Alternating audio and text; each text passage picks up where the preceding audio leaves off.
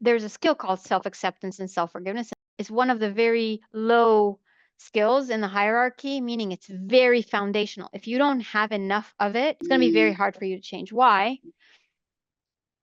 Acceptance is, let's just define what that means. So acceptance is, if I look at a flower, I don't think, oh, beautiful, oh, fragrant, lovely. I just see a flower, no meaning attached, no meaning, no assigned meaning.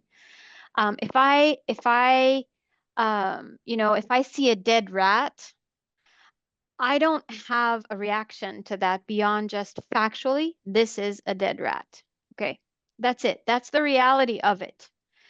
If I walk around and there's a shelving unit that has beautiful china plating on it, and I walk and I bump into it, and one of the plates falls on the floor and breaks, I don't say, oh, look what you did, be more careful. You're such a clumsy klutz, be careful.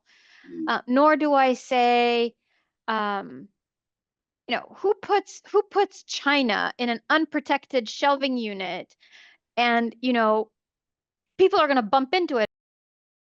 Acceptance is just to say, oh, I bumped into a china thing and it fell on the floor and it broke.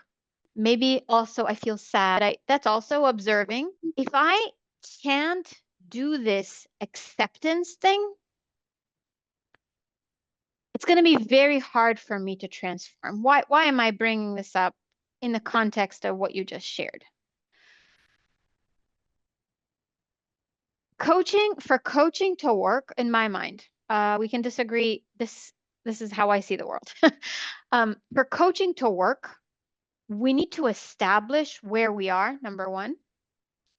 But we need to establish where we are from a place of acceptance. So if I have shame around what the reality is, that's blocking me from transformation. If I meet with what is with a, I don't care, that's fine. What do I care? That's other people's problem or whatever. Also, not conducive to transformation.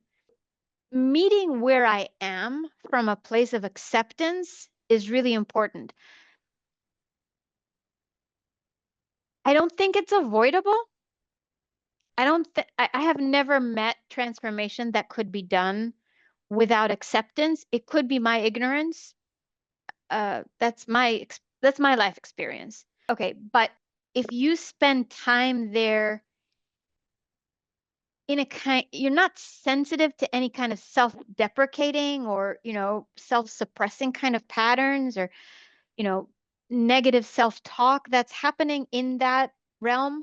If you're not attentive to that happening and you don't divert it back to acceptance, yeah, you're digging the hole. But not to go there, I don't think is a good idea. I think the important thing is to go there and build acceptance. But acceptance isn't just this neutral, having no meaning assigned. It's also aligning with actual reality. So if you come in and you say, well, I have this challenge, but I'm supposed to be this brilliant, shiny, perfect ball. Why am I not succeeding? Okay, and we need to get you to understand that, like the rest of us, the starting point is that you're not a perfect, round, beautiful, shining ball. You're a little blob of goo. That's the reality of it. And to just get you to also align your expectations with what actually is, we all are imperfect beings. It is in the design that we are imperfect. It's not a problem. It's not a flaw. It's the original form. The original form is not of a perfect shiny ball. The original form is of a blob.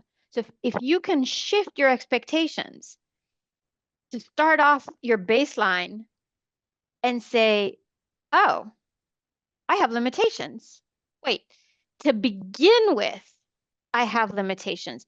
That's also part of acceptance. If the reality is that you are a blob, not a perfect ball, and you don't align with that, you're going to be disappointed. So part of acceptance is also to align with the reality of things and to understand that we're all limited human beings.